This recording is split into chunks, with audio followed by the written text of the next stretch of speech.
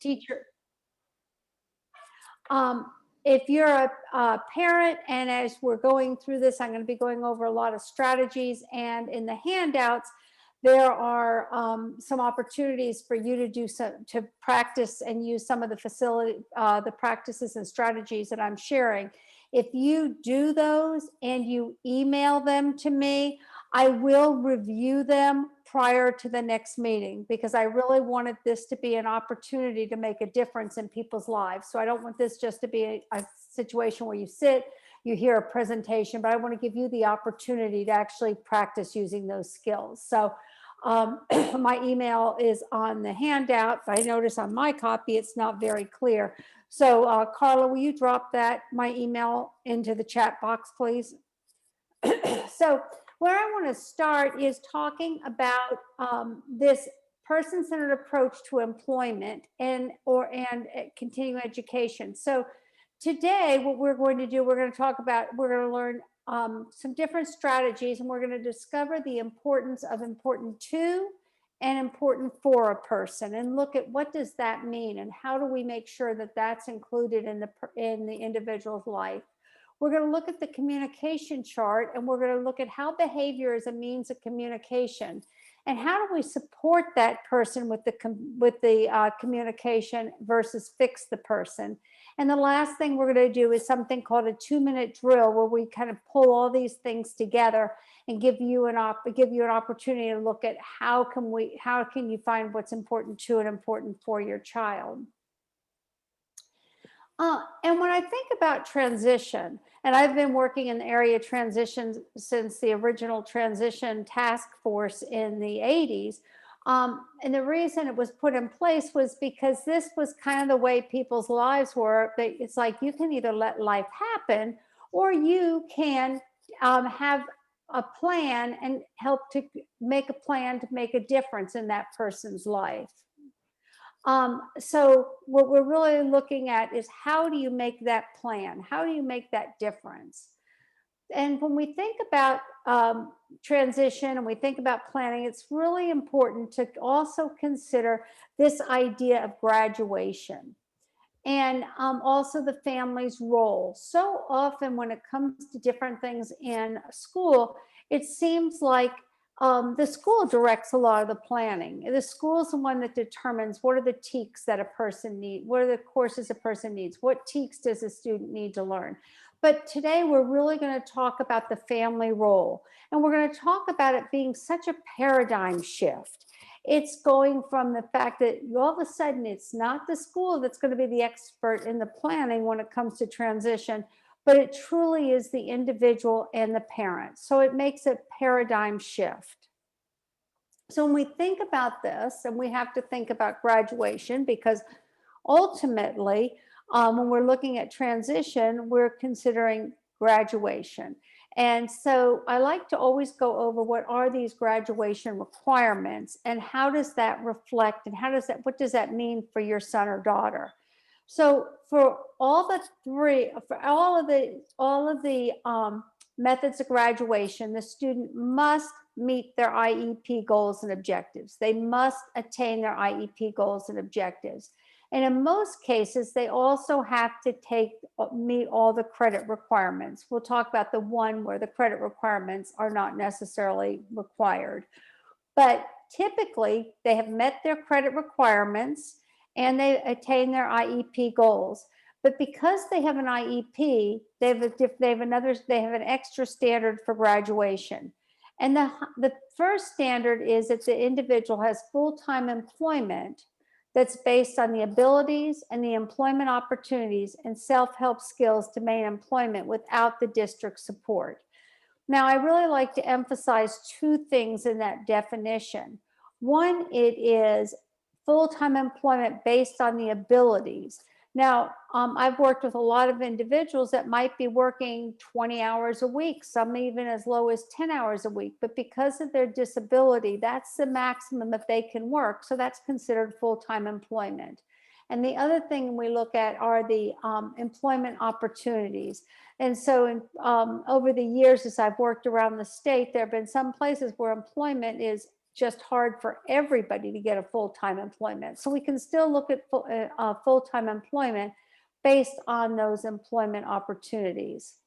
The second way a person can graduate is they've demonstrated mastery of specific employability skills and self-help skills, and they don't require ongoing support from the district.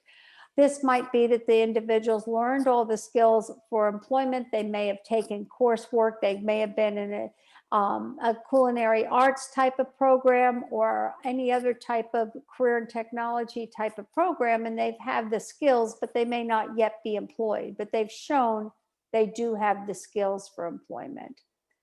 The third way a person can graduate is that the student has access to services that are not within the legal responsibility of school.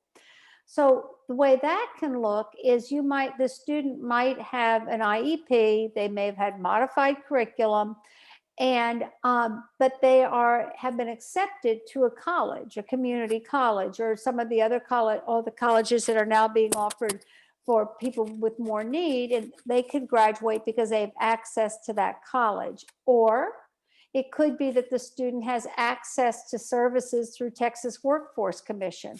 And so they would be able to graduate because they've met the requirements and they've attained their IEP goals and objectives. They could be graduating because they have access to a Medicaid waiver or they're living in a group home. And so they have those services.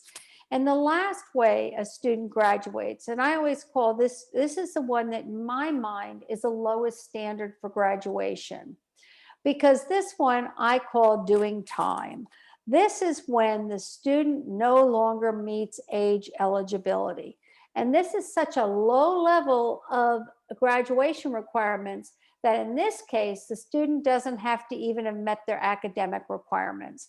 So when I work with school districts, I always say we need to be working first and foremost for full-time employment, demonstration of mastery of employability skills, or they're going to a program that's not the school district's responsibility. Again, the lowest standard is just aging out. And I hear families say, oh, well, my child's eligible for services till they're 22. And I like to point out, or they have met one of these other requirements. The word is not and, the word is or. And so we really should be looking to have the students graduate through one of these methods. And today, in the next 2 days, we're really looking at employment or access to services such as a college. So that just kind of gives you an overview of how transition plays out with graduation. So this idea of employment is so important. I can't stress enough the importance of employment, because we are all seem to be defined by what we do so often. When I first introduced myself, I said I was a retired educator, and I have my own business now where I support people with disabilities. That's what I do. And I'm really evaluated and judged, we all are, by what we do. And oftentimes what we do is employment. So back in 2015, the TEA made an employment first policy, and what the school's responsibility was towards employment. And I sometimes find that people are not aware of this. So I really like to point this out.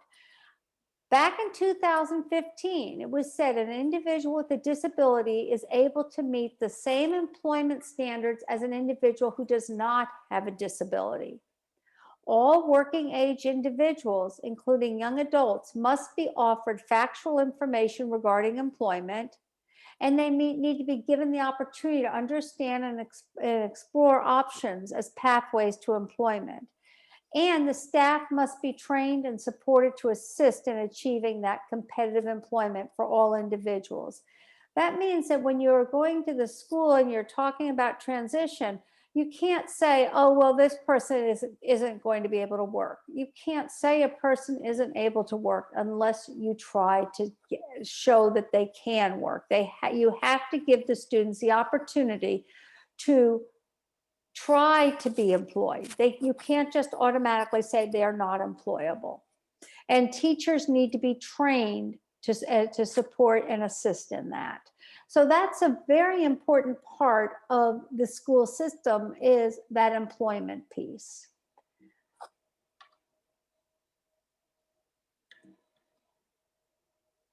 So I want to now take a person-centered approach to this planning. If our outcome is employment or post-secondary education, then we really need to take this person-centered approach to the planning. And with the person-centered approach, what our basic concept, the core concept of all of it, is what is important to a person and what's important for the person, and getting a balance between them. So thinking about important to are those things that make a person feel happy, satisfied. They just feel good about themselves. Those are the things that give a person a really good quality of life. When we think about important to, it may be the people, the relationships you have.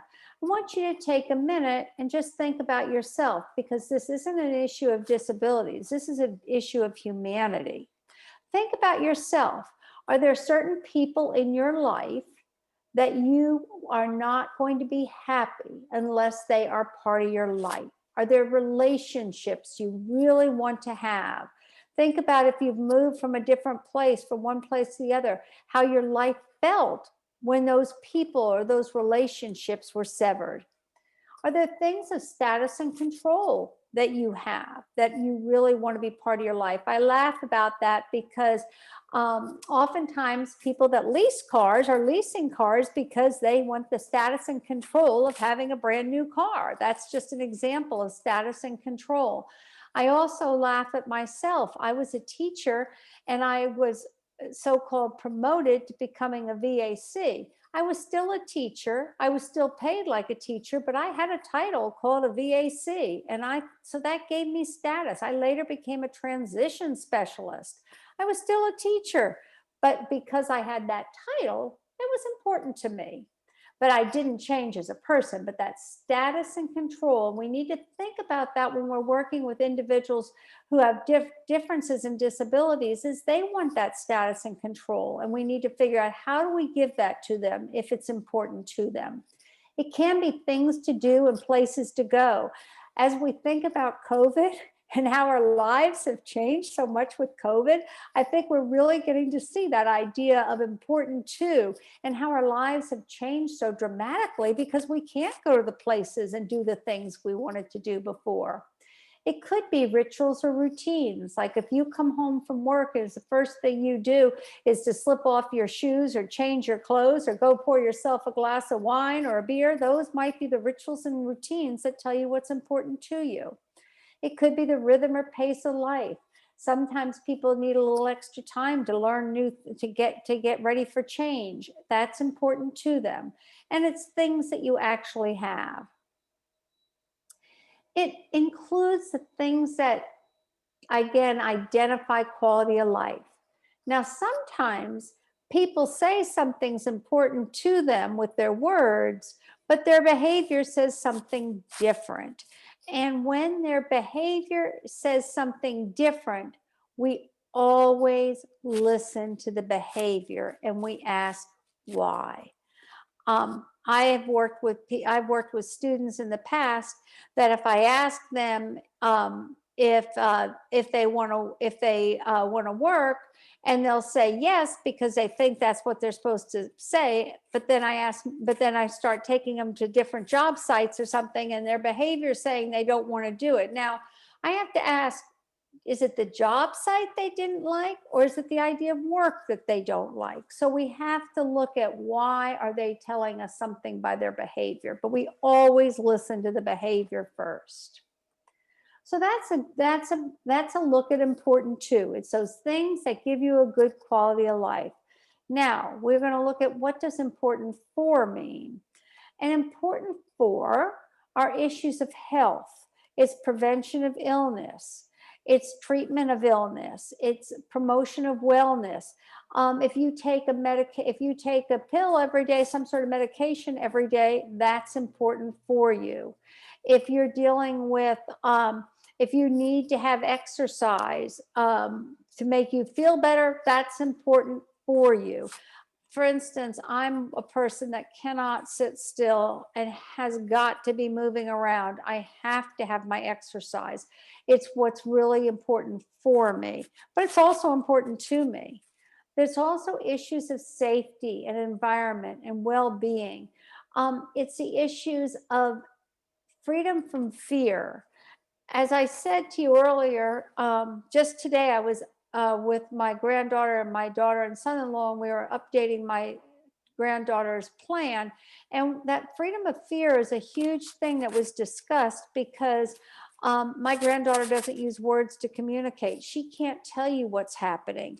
And so those issues of safety and freedom of fear are so important for her. And they really are things that are helping us determine what we need to do for her long-term planning. And important for is what others see as necessary to help a person. There are things to be valued, to be a contributing member of the community, to be thought of in a good way. Now, you might wonder, why in the world does she have a picture of SpongeBob SquarePants?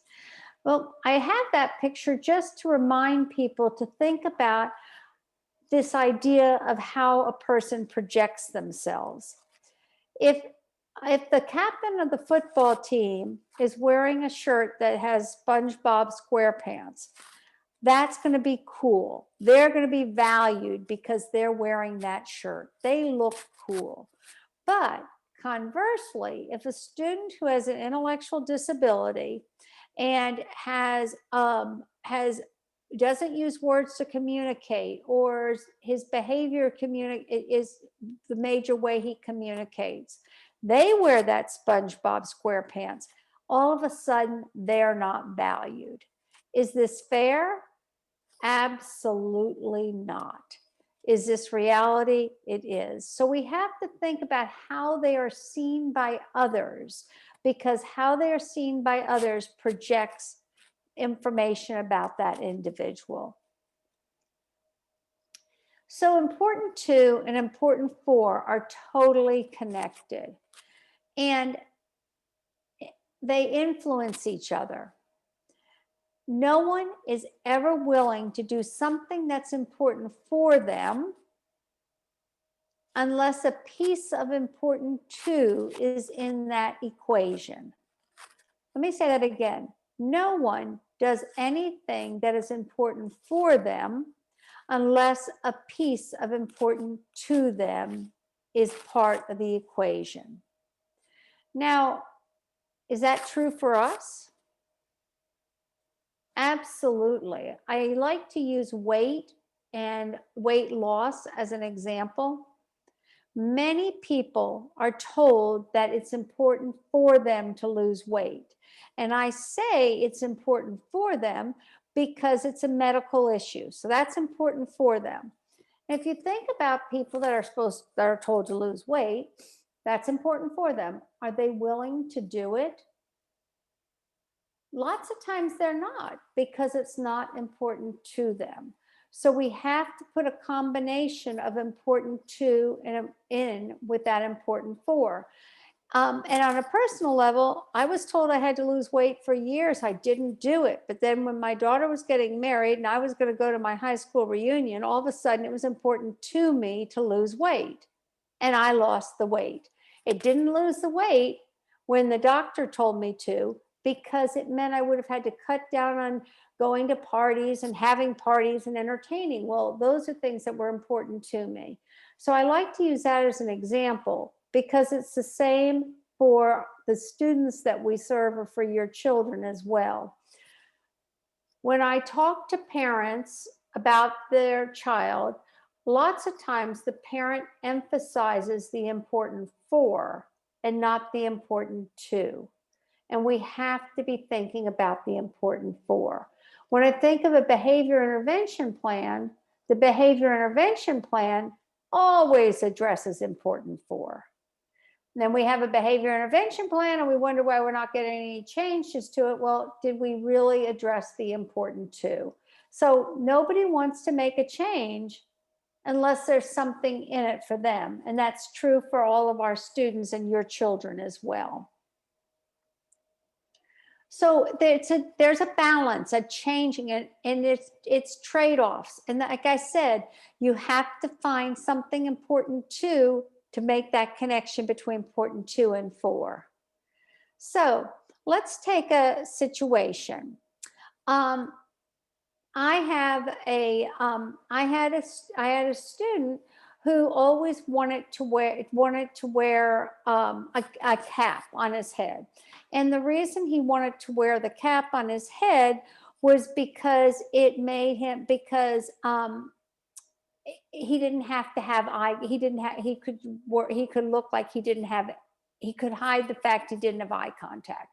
This friend of mine was 17 years old and in high school, and everybody said that it was really important for him to follow the rules for health and safety and to be valued. He couldn't wear this hat. This hat was something that nobody was allowed to. If you were wearing hats back then, it was like the beginning of looking at gangs and things like that. So there were all these rules that he was not supposed to wear this hat because it was important for him not to wear the hat.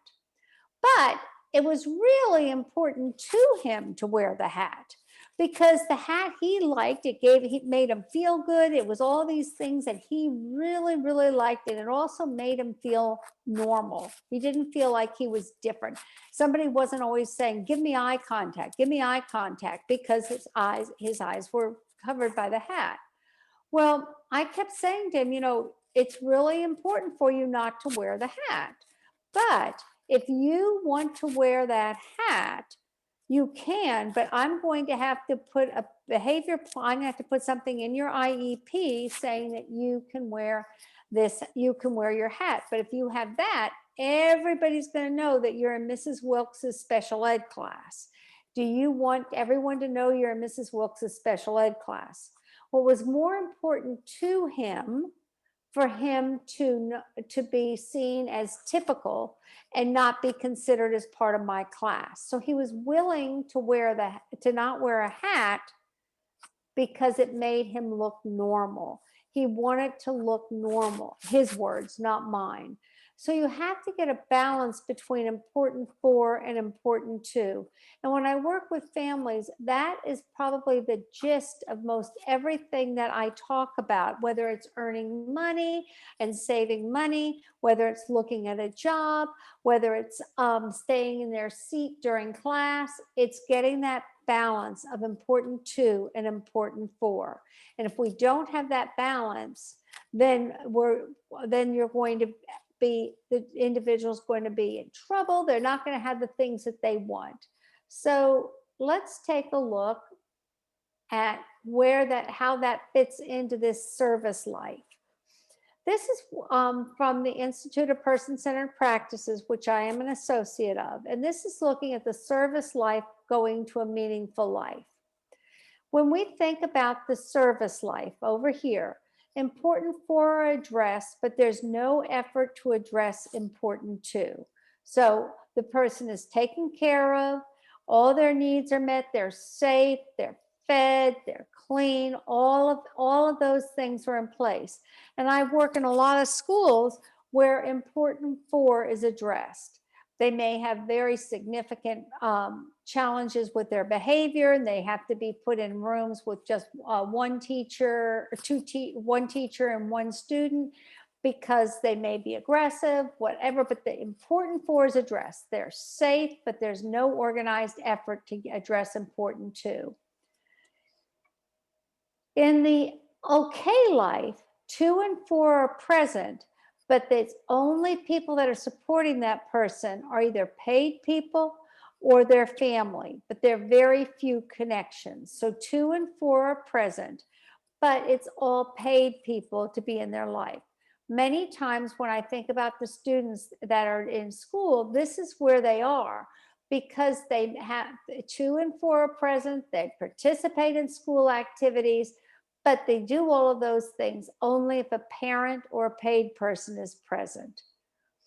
The pleasant life is when 2 and 4 are present, and There's an active circle of support, and the person is included in the community life. That's the pleasant life. Then the meaningful life, which is what most people want for their sons and daughters, is that the individuals have found a purpose and the meaning through true opportunities, and they're able to give and they're able to contribute. So as we're thinking about transition, you're thinking about your son or daughter, chances are they're either in the okay life or the pleasant life. But the goal is to give them a meaningful life. And I'm going to tell you that meaningful life for so many of us comes because of our connections through work and our opportunities in education. And that's why what we're talking about is all these skills leading to this meaningful life. So the next thing I want to talk a little bit about, but before I go there, are there any questions? Carla, was any questions put in the comments section?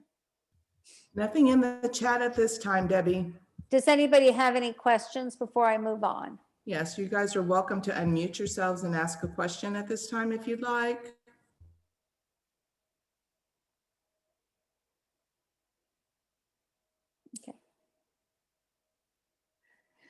Okay, then I'm going to move on to the communication chart.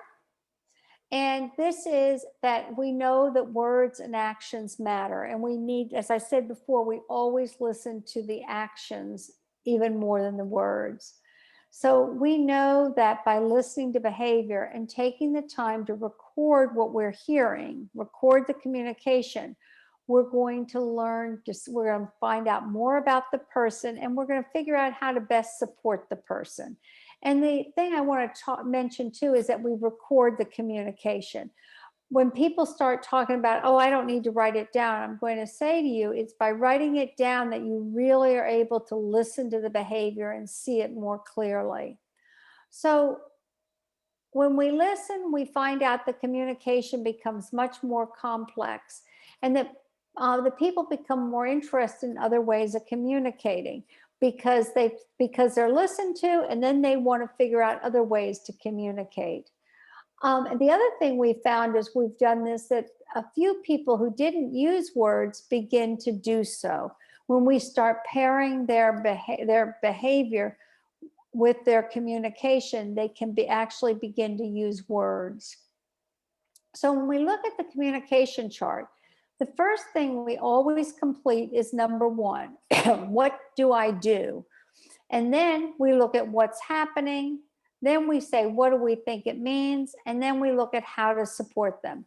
This is not applied behavior. This is not the ABC with the antecedent, behavior, and consequence. This is different because what we're looking at is what are they doing, what's happening, what do we think it means, and how do you support that behavior or that communication. So what do I do? This is the action that you see. It's what other people notice.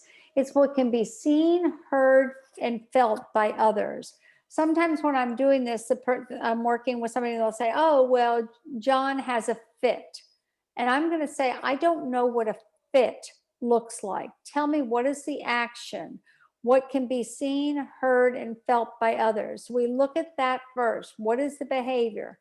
Then we look at the environment. What's going on? What's the trigger? Then we look at what is the meaning of the action? What are the emotions, the feelings? What's going on inside? And then we say, how can we support them? What other people should do to support them?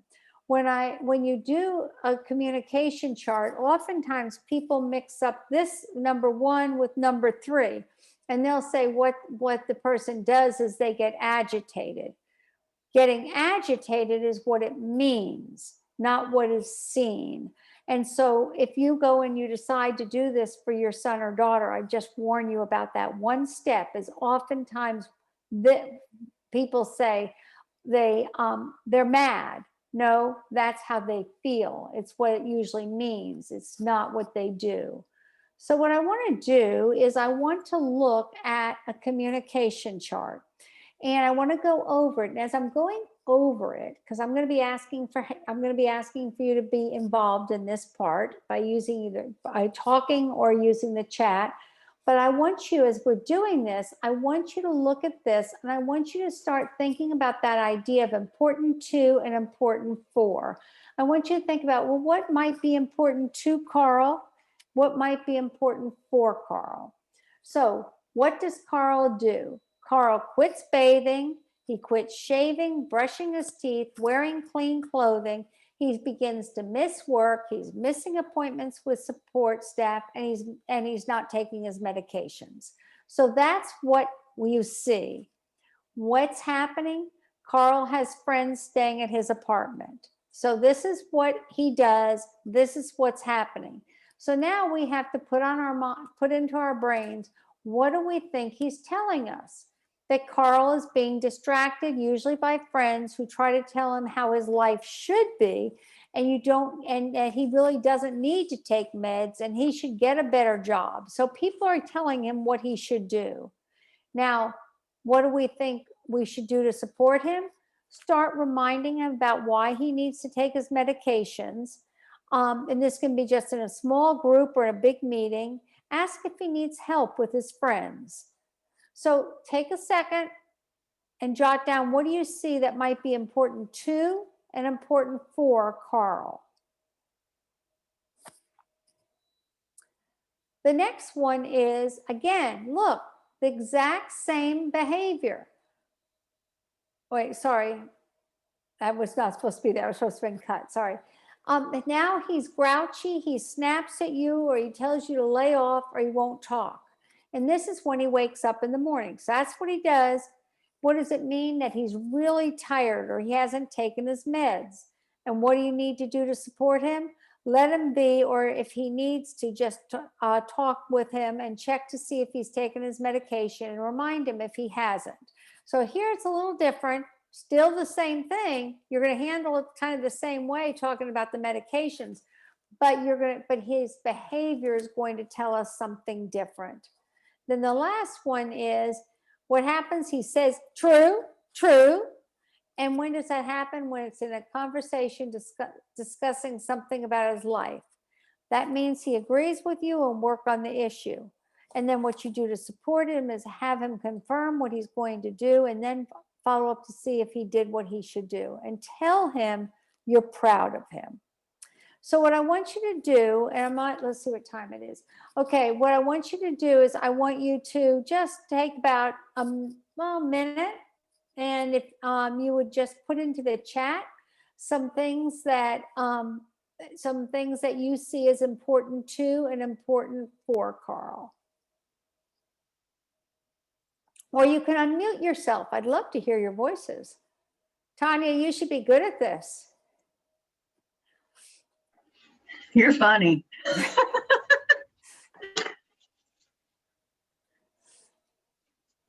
Oh, stop. I have one thing for important too. What's that? Opportunities to hang out with his friends. Okay, so just hanging out with his friends. His friends are really important to him because he's listening to his friends more than anybody else. Good. A real easy one. What's important for him? Appearing normal. Easier than that. His medicine. His medicine. Yeah, it's his medicine that's important for him. And if he doesn't have the medicine, then we're gonna have other things happening with him.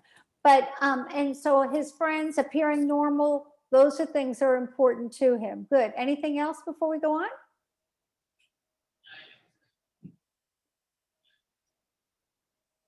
Okay, we'll move on, and you're going to have another opportunity. The only thing I was going to say, Debbie, on that before you. What's that, Carla? The affirmation, it sounded like in that, Yes. in that last one, it sounded like it was important for us to be able to tell him that you're proud of him for being willing to have a discussion about his life there. Yeah, that affirmation is really important to him. And also we're seeing that it can be, you might be better to have some of these conversations one-on-one. That might be important to him as well. Letting him talk, just talk things through, is probably important too, and important for him. So now let's look at, well, here were some possible answers. Having friends, making his own decisions, having his own apartment, affirmation, like Carlos said. Important 4 are medications, getting enough rest, because remember, he can get really grouchy without that rest. Having someone to talk with and work through situations. So those are some things that are important to and important for Carl. Now let's look at Wyatt. What Wyatt does, he avoids eye contact, and his eyes are moving around, and his eyebrows go up and down, and he looks directly at you and his eyebrows go up and down. When does that happen? A teacher's giving Wyatt instructions or asking something about what's recently happened. Now, I want you to notice that this is what's happening, but I want you to notice he has 2 different responses. One response is he avoids eye contact and his eyes are moving around, eyebrows go up and down. That means I'm afraid that I did something wrong, or I will do something wrong. And what do? We assure him that he's okay and he didn't do anything wrong. Sometimes he might look directly at you and his eyebrows stay up. They just stay up. That means I'm confused, and you need to restate what you've said. And this is what I see a lot, is that the same thing can be happening, but you have 2 different responses, and you look at the 2 different responses because the 2 different responses mean 2 different things. But so we're seeing that the eyebrows go up, but he really communicates with those eyebrows. The next one is he shows his teeth and he growls. When is that happening? When Wyatt's doing a job with a coworker. This typically follows Wyatt using words that others don't understand. So he's speaking, but people don't understand him. And he's very frustrated with his coworkers, and he feels that they aren't listening. The way to support him is to remind him that they're trying to understand, and ask Wyatt to try again and to be patient. So here's a guy who it is hard for him to communicate through words because he gets really frustrated. So we really have to look at his behavior. So now Wyatt gets aggressive and he may kick the wall or throw something. And when does this happen? Wyatt's concentrating on a specific task and he's working on his own. What does it mean? That Wyatt's frustrated and wants the job done perfectly. And how do you support him? Ask him to relax and take a 2-minute break. Now, this is a person that's older because he's on the job, but these exact same experiences could be happening in a classroom setting with just about any age person. So again, I'm going to stop sharing and I'm going to ask you, what do you see as important to and important for Wyatt?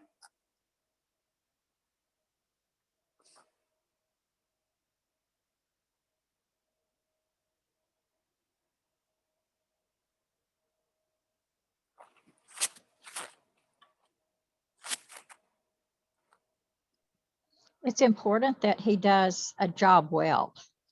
Okay, or yeah, perfectly. good. So perfection is important to him. Okay. Needing reassurance. So is needing reassurance important to or important for? Alicia, what do you think?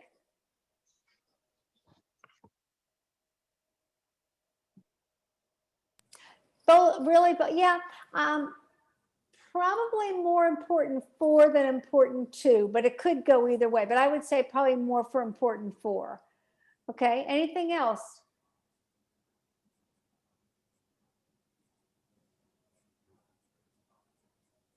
Having those breaks important for Yeah, him.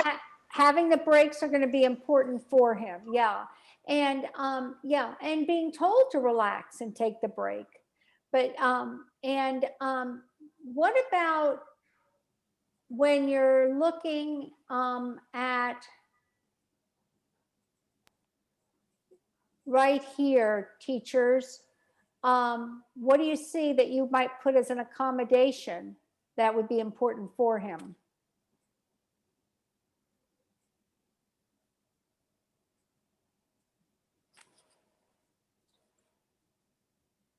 Do you see that? This is an accommodation, restating again. So you'll see oftentimes when you're looking at this important two and important four, the important four can become accommodations, whether it's an accommodation in public school, whether it's going to be an accommodation at work, or whether it's going to be an accommodation at college. But these important four issues oftentimes become those accommodations they need to have for success, so that they're important for them. So let's see. So being understood by others is important to him. Doing a good job, affirmation, short cool down, clear, concise directions, and checking for understanding. But again, these are accommodations that we see a lot of times. So that important four shows that. I have one more, and this is for Martha. And Martha is a person that I worked with in the mid-cities. And what Martha does is she says no. When does that happen? If she's asked if she wants to go somewhere or do something that she typically enjoys. So you ask her if she wants to do something that she typically enjoys. What does it mean? She's giving the first response, but it may not be accurate, because remember, you're asking if it's something she typically enjoys. So you need to rephrase the question by asking or saying, so you don't want to go? And then that's going to give her a chance to reset. But you asking her to do something you know she likes. Okay, she gets louder and she starts complaining. The class is going somewhere and another student is asked to help and push the student in the wheelchair. So here she is, she's asked to do, she gets louder and complaining. And what does it mean? She wants to help.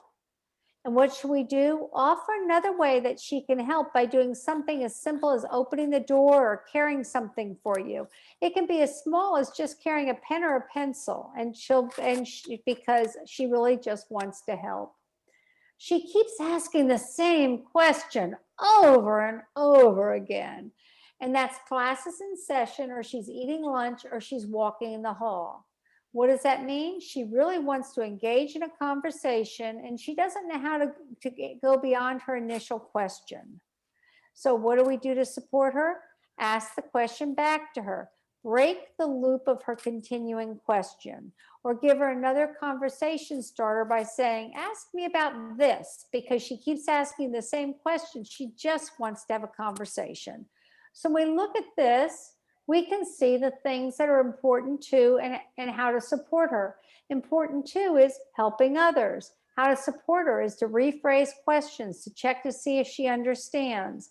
Important too is being friendly and socializing. How to support her is by giving her conversation starters. And so this is an example of looking at that communication chart. And you as parents, when you're working in school, when you're explaining your child to the teachers, this can come across in such a wonderful way for people to best know how to support your child and determine what's important to and important for. So this is my communication chart. What I do, I go into the kitchen and start preparing dinner with fast motions, clattering pots and pans. When does this happen? I've come home after work, and before I say anything, my husband starts talking to me about how things have gone at the dog place that we own. We own a dog care place. What does it mean? I am super frustrated. I want some time to sit down and relax with a glass of wine. Leave me alone. What you should do to support me, allow me to come into the den, sit down with a glass of wine, ask me how my day was going, and begin talking with me.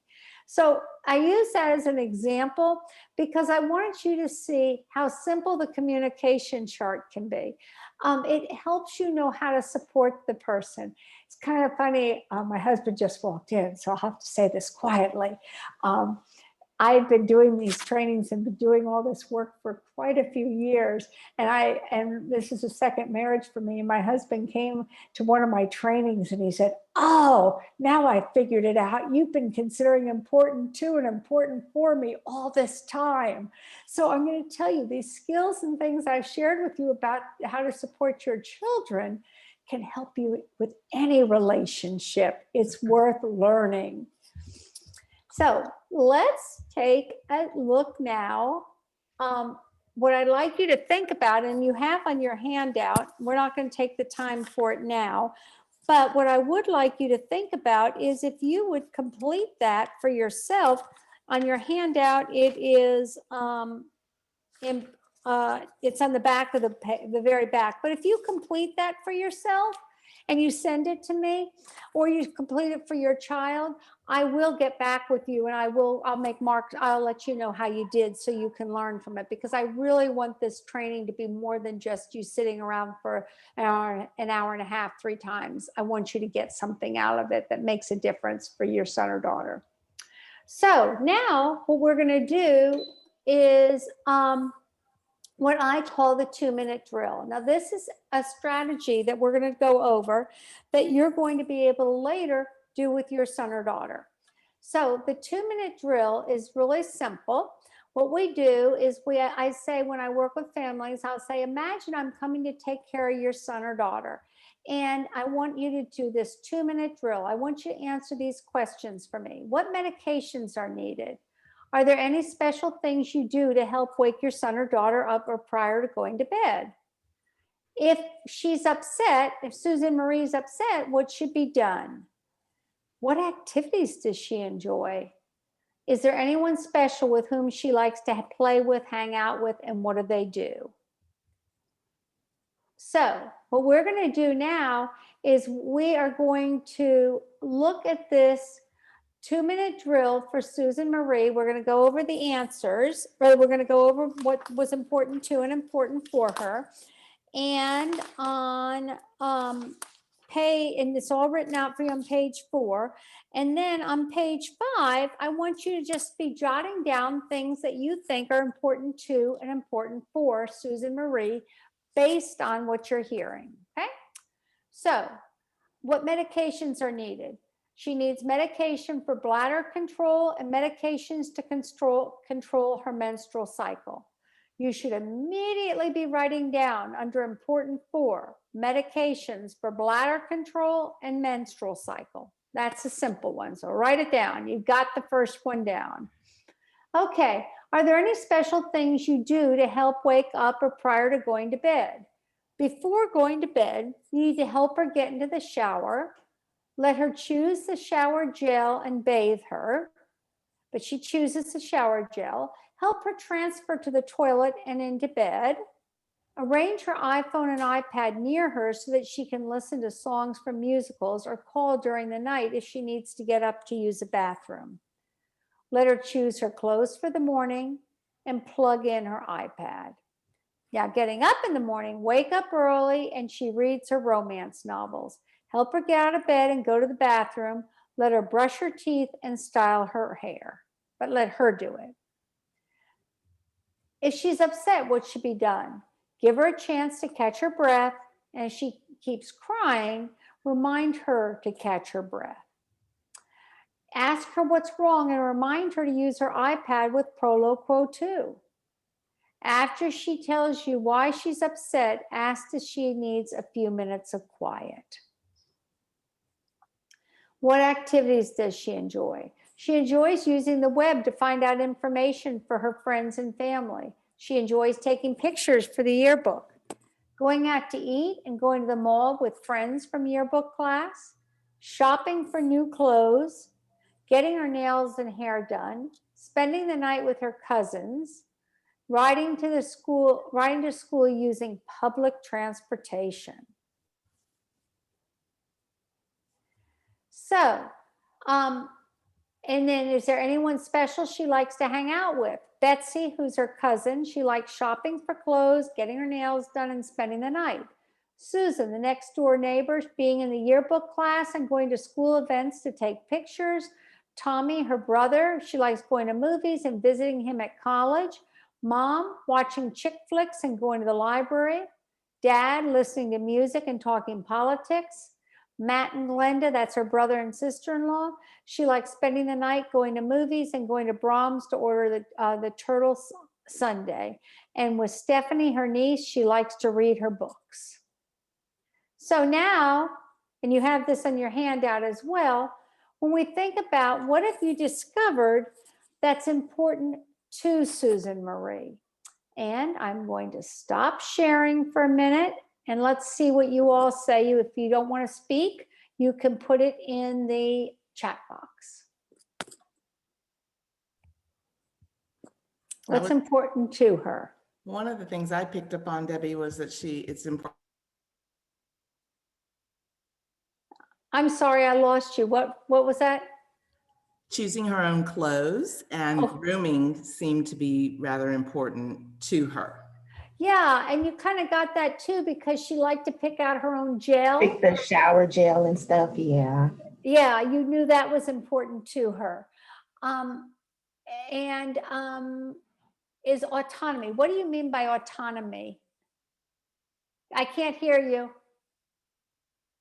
Holly? Sorry, I was typing at Okay. the same time exactly what the lady said before. Okay. More self-reliance, doing her own thing, autonomy over her own. Okay, good. And Yeah. so she likes to have control of herself. Yes. She wants that control. Okay. What are some other things that are important to her? What about Music. people? Music. What about people? Definitely. Now, Ruthie, I think you were muted when you were talking. I was going to say definitely a circle of support. Okay. And yeah, we have family and cousins. Family and cousins, yeah, very specific. It's a family and cousins and Betsy. And one of the things when we look at this person-centered approach, we really try to be specific.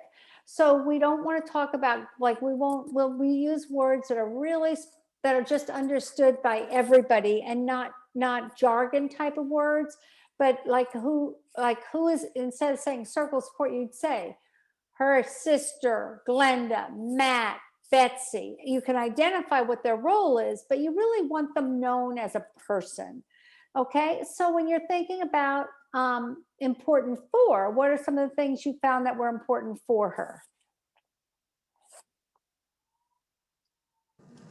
The music. Yeah, I think the music is important too and for her. Remember, she wakes up with the music, so that's important too. But when she's upset, she wants to listen to the music. What else is important for her? What does she need for communication? The iPad. iPad. iPad with the Proloquo too, yes. What else do you see is important for her? Was there something in the beginning with the medication for Susan Marie? Yes, the medication for her bladder and the medication to control her menstrual cycles. What about showering? What's important for her for showering? She needs support. Yeah, we don't really know what that support is. But Right. let's take Susan Marie and let's get Susan Marie ready to go to college. Because that's what we're talking about today, is thinking about how do we use this information to be supporting what she needs for college. And so we'd be looking at, well, obviously she's going to need some sort of attendant. Now, we don't know by any of this story is as to whether Susan Marie has an intellectual disability, do we? I mean, No, nowhere does it say that. So we don't know what her outcome is, but we do know she needs some supports. Those are the things that are important for her. But we're doing it through a person-centered approach. And the other thing you'll find when you do it this way and you do it along with the student, they own it. They own it and they'll say, this is what I need.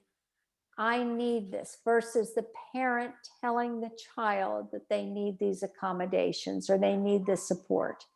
The student will own it because you've done it with them and not to them.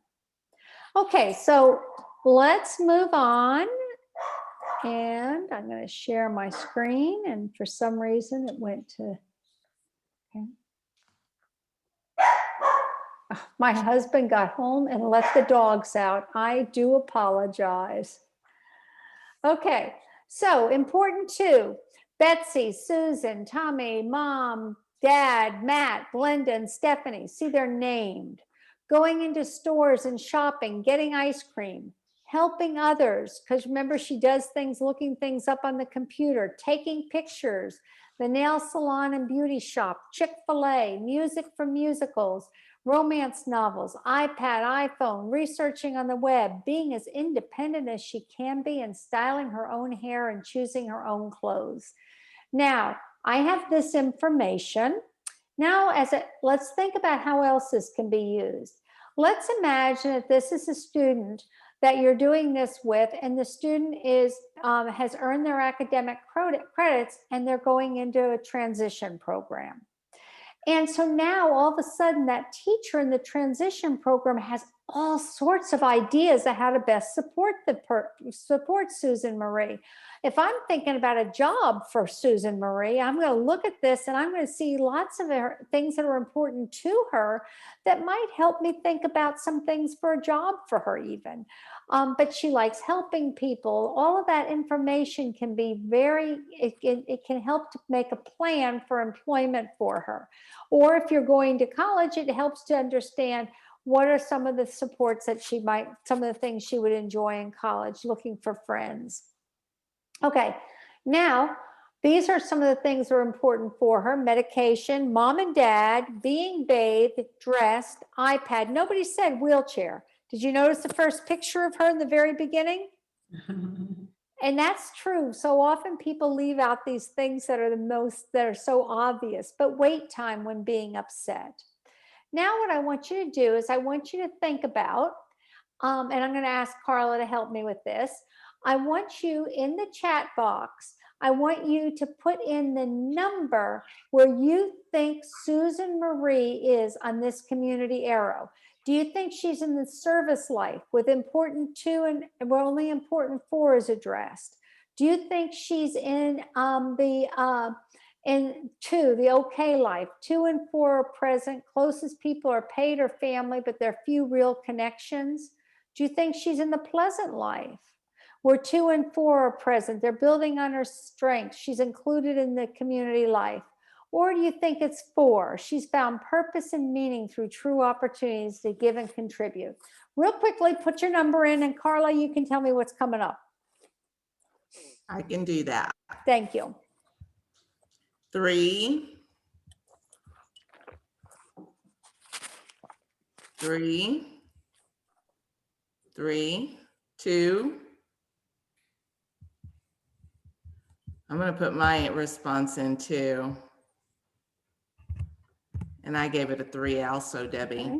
All right. Anybody else willing to put out their type of number in for us? Could be 4. Oh, someone says, can it be in between? Yes, it can. So like Yes, a it 2.5 can. or a 3.2. Yeah. Okay. All right, good. I love it. That means you're really thinking. That's what I want to see. Ruthie says 4. Okay. All right.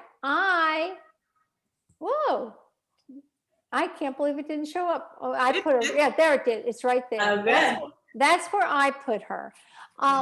It's pretty far along because she's building on her strengths. She has her friends, but she doesn't really have the purpose in her life yet.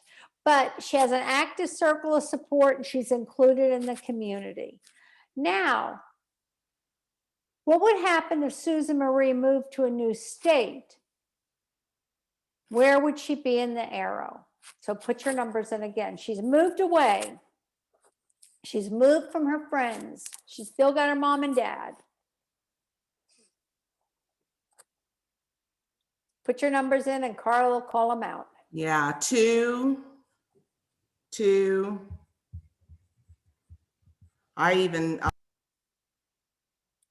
You cut out, Carla.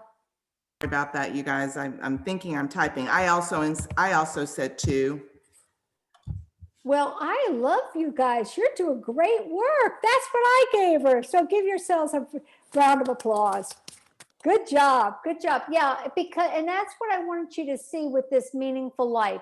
You go back and forth, and I'm going to say all of you do. I mean, when I retired from teaching, I mean, I slipped I really slipped back from meaningful life to like pleasant life in here. And I did move back, and I had to rebuild my plan in my life to get back to a purposeful life. And so all of us slide back and forth. And I have one of my ex-students who is now my friend. He was way over here, totally over here. And his mother died, and he went right to the service life. Now, we've luckily moved him back slowly, and he's probably about here, but he's not back where he was. And his mom died like 8 years ago. So these transitions go on, but the more you do to prepare for it, the more you let people know what's important to and important for a person, the better you're going to be able to do to support them. So now I want to share with you a little part of a film for you. And as you're watching it and you're going to hear about Tom, I want you to think about what's important to and what's important for Tom.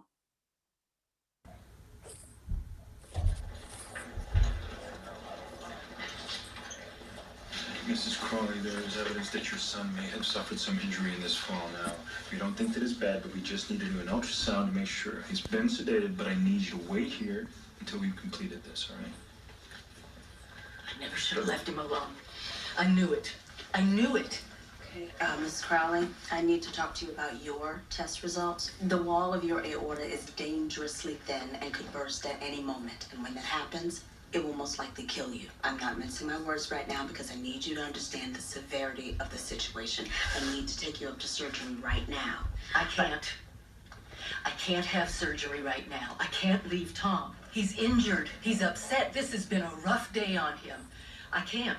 No. It'll have to wait. Well, isn't there someone that you can call? No. My ex-husband left when Tom first got sick, and friends have fallen away. It's only me.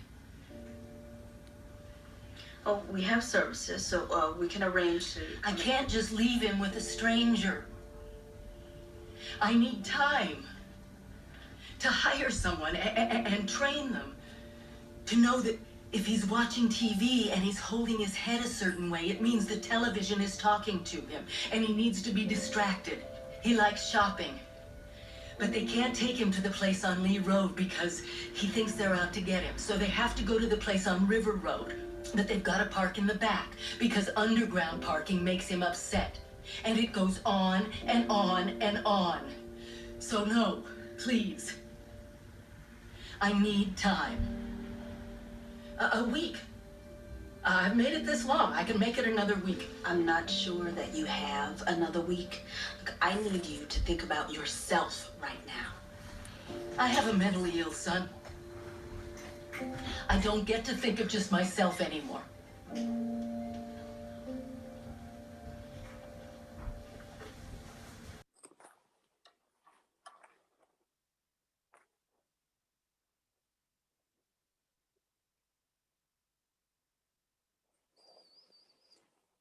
That's tough, right? Yeah.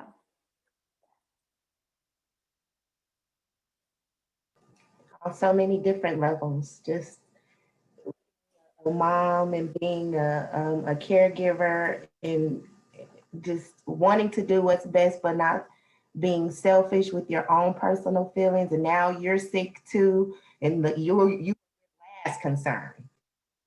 Right. Yeah. And so when you think about with Tom, what did you hear was important to Tom? Well, I don't remember all the names of the streets, but there were some places that he liked to go to on specific streets. Right. And Yeah, you don't, yeah. yeah, You like shopping. Yeah, maybe, maybe that's what it was for shopping. yeah, it was shopping and where he could go. Right. What else was important to him? I think mom is important to Tom. Mom is totally important to him. What else?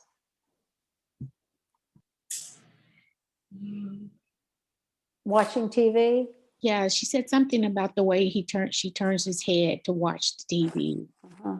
So that he can, and that may even be 4, because if like noticing that he needs to be distracted if his hand is a certain way from the TV, because then the TV starts talking to him. So that can trigger all kinds of episodes. So just knowing that the way he places his hand when watching TV, that's Right. that's something that the average person isn't going to know by looking at Tom. That's something that And Lachelle, where would you record that information? definitely in the chart. If his hands are some type of way, that means that the TV is talking to him, and maybe asking him to go take out the trash is a way to distract him so that the TV isn't talking to him, Yeah, that's a perfect example of what I was telling you about the communication chart. Yes. And thinking in those terms of what it's going to be. And that little clip is like the nightmare that every parent has when it comes to thinking about the future for their child. That represents totally the nightmare. And so that's why taking the time and doing that, thinking about important 2 and important 4, and thinking about that communication chart are so important, that makes a difference in a person's life. So I don't want you ever to be faced, of course, with a situation like this. But the same way of thinking about this will help to prepare you for what the transition is going to be for your son or daughter, is thinking about what does a person need to know that's important to them. And right now, I don't know who are parents and who are educators. If you're a parent, would you just put a P in the chat room? Because it's really important to me to know that. Not important for me, but to me. So if you're a parent, just put a P in the chat room. I want to see how many we have. And also, you guys, there's the reactions button at the bottom. Oh, yeah, that's great. Thank You you. can always put a green check if you're a parent. Either way. Yeah, that's great. Okay. Thank you. I always like to know who the parents are as well. Thank you for being here, honestly. So I only see that we have 2 parents. Is that right? Two that have identified. Right, Holly and Latricia. Okay, all right. Well, when you're thinking, and I'm speaking so much, I mean, educators, I love you. I'm part of your world. But when I'm thinking about with the parents, I love it when parents are there. And if you know other parents, please get them to sign up for the next session, because we're going to cover more things like this. But this idea of transition, it's apparent, it's that paradigm shift I was talking about before, that you're really looking at what are the family values. Now, as educators, you need this information, because when it comes to the planning for the student's future, it really is what the parents input. So often, whether it's your own child or one of your students, there are 2 sets of people. The kids have 2 worlds. They've got their home world and they've got their school world. And lots of times they're not the same, right? And so we need to kind of be looking at that connecting piece. What I want to do in the next few minutes that we have left is I want you to take a few minutes, and I want you to start your own communication chart for just a minute. And I want you to, as you do it, if you're willing to share anything as you do it, if you find anything that's important to you. Now, the 2 people that are parents, what I'd love you to do is I'd like you to do it, think about your son or daughter. And I want you to just take a minute and think about what are they communicating through their behavior? And I'm going to give you about 4 minutes to do that. I really want you to take this opportunity.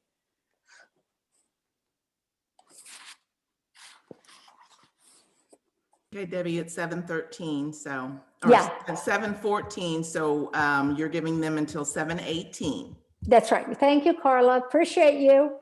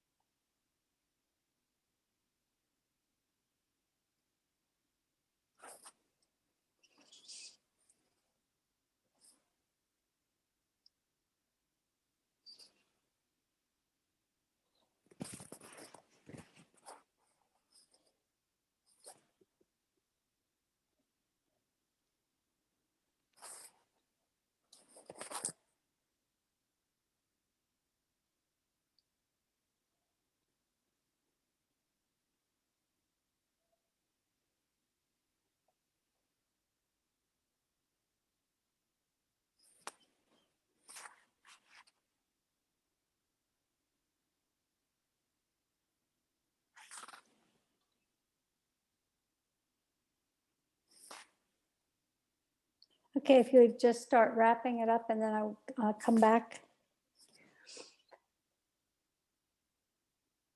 As you were doing this, and did you, and again, I'm really sorry, concentrating on the parents on this too. Did you self-discover anything about your son or daughter? This is Latricia, Miss Debbie. How are you? I'm glad you're here. Yes, ma'am. I wouldn't say that I discovered anything different. I just know that I have two sons, and I've just raised them coddling almost because of the traumatic things I experienced as a child. I just knew that I didn't want my children to feel the way I felt. So there are a lot of special things. You know, my little one, he only eats cheeseburgers with ketchup, and then he doesn't want the bread. So just deal with it. I don't know. Well, then that's really that, and and so my question would be, is it the texture? Is that what the difference is? And so you start taking those little bits of information, you start dissecting it and looking at it and seeing things differently with it. What about you, Holly? Did you discover anything through the process? I don't know if I necessarily, well, I did discover I need to add more details to certain things. There are certain behaviors. Ironically, one of the behaviors was similar to one of your examples where my son will say no instantly. That's his like instant reaction. So that was interesting. There's another thing, like he likes to, I don't want to say obsessed necessarily, but there's an obsession with food in a sense of mealtime. And that usually happens, like he'll wake up and say, what's for breakfast? Or at breakfast, he'll say, what's for lunch? And lunch, he'll say, what's for dinner? So that to me, I guess, says he does love structure, right? So that's his way of kind of creating his day. Does that make sense? Yeah, so my question is, if he doesn't get the answer to his question, what'll he do? So then what he will keep asking, and then I will either answer it, or I'll say, you can ask me at, like for dinner, for example, you can ask me at 5:30. And then at 5:30, he'll ask me the question. But it's just that, what is that called? Just that needing to know, or is that part of it? Yeah. And so and is that in all areas or just mealtime? No, not, it's in a lot of areas. Okay, I would say, but food is just like that, really is prevalent for him. I think it's an easy question to get, especially now when the days are a little wonky with virtual school and all that. I think it kind of just gives him his schedule a little better. He follows a schedule very well. And so, again, if it's an outsider getting to learn to know about your son, that would help to identify how important a schedule is for them. Yes. So yes. What I would really like you to do, especially Latricia and Holly, is I really would like you to finish the assignment on page 6. You're going to need more room than that. Yeah. Those are just the questions. And if you would do that and you email it to me, I'm going to give you input on it so that you're really making a difference. Now, in learning how to use the skills, because that's what I want, is I want you to learn how to do this. So, and those of you who are educators, if you choose a student and you want to do it and you want to send it to me, I will review it and I'll give you feedback on it because you just learn so much from that. The other thing is, if you're an educator, I really challenge you to call the parent and ask the parent the questions, and call one parent and find out about that information, because you'll be surprised by all the information. Now, you've got to be careful what parent you call, because some parents are going to go, why are you calling me with all these questions? But think about that and ask them to figure out those important 2 and important 4. Because for Latricia's son, was it a son, Latricia? or a daughter? A son, yes, ma'am. A son, okay. So for her son and Holly's son, this information, some of it changes over time and some of it remains very consistent over time, but you recording it and writing it down when they're, and how old are your children, Latricia? My oldest is 21 and then the baby boy is 10. Okay, so over time, you might see the same themes occurring and sometimes they change as well. Oh yes, it's like 2 different experiences. I wasn't ready for this 10-year-old. Well, I just wanted to tell you, so what we're going to be doing next time, what I'm going to be doing is we're going to be talking about more strategies. And what we're going to talk about next time is something called the LifeCourse trajectory. And so we're going to take this information of what's important to and important for, and we're going to help you to create an idea of what you want to see in the future for your son or daughter, or for you educators, for the for your students, and look about what is it that they want in the future and what are the things that you want to make sure are not in your child's life, because it's just as important as to what you want as what you don't want. And then we're going to look at strategies to get to that, to the vision. And then the other thing we're going to look at is the integrated support star.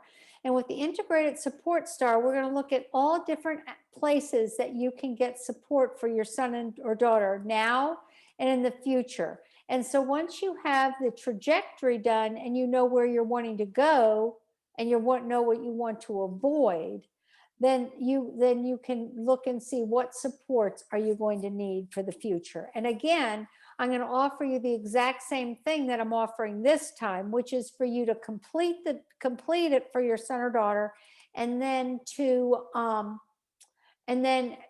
I'll review it for you and give you insight and input. So, this is an opportunity, hopefully, that it's going to make for you to make a real difference in your planning and have it really hands-on for each of you. So I do encourage you to invite other people to join us. I will do some review of the things, especially depending on if we have new people, but I love you educators, but I really love parents to attend this, because we're talking so much about what life is like after the school district is not there to support you. And Latricia, if your son, when did your son turn 21? Did he turn 21? What month? Or when's his birthday? December? December, yes, ma'am. Okay. So he's still in school then? Actually, he's working and in school. Okay. Oh, good. Yes, ma'am. So anyway, I'm going to stay on for the next few minutes, 4 minutes. I'd love to be there. I'd love to answer any of your questions, concerns, or get any feedback or anything like that from you. So please ask me anything you want. I'm here to help you. And I really appreciate you giving me this time tonight. And I look forward to seeing you next week. Thank you. I just had one question, Debbie. You want us to send you the 2 and the 4? What's important? I want you to do the 2-minute drill. The 2-minute drill, okay. And then answer the questions for the 2-minute drill. Okay. And then you identify what's important 2 and 4. Okay. And then I'll look it over and maybe add some more things or ask you more questions. Okay. Okay? Yeah. So I want you to. Okay, I was thinking the communication chart. And I want you to do the communication chart as well. Oh, okay. You have 2 assignments to complete the communication chart, complete the 2-minute drill, and also determine, it's on page 6, all the directions are there. And then also identify where you think your son or daughter is on that community arrow, or on the arrow. Okay? Yeah. Right. Well, I wanted to say, excuse me, to all the participants, especially our parents, thank you for being here. And educators, if you have any other parents that you'd like to reach out to and encourage them to participate in the next 2 sessions, that would be absolutely fabulous. And also other educators to please feel free to join, because I've had the pleasure of listening to Debbie's presentation on this on a couple of occasions. And one of the things that I wrote down that was important to me is to be able to continue to offer sessions like this that empower the parents and the educators that we serve at Region 11 and on the Region 10 side as well. So thank you for being here. And I just want to add, thank you for your interaction, because we don't always get that interaction. Of course, I did kind of force it, but I do appreciate you being here. And I really believe that I want to offer you all the help I can, and the more you give me, the more I can help you. Absolutely. Awesome.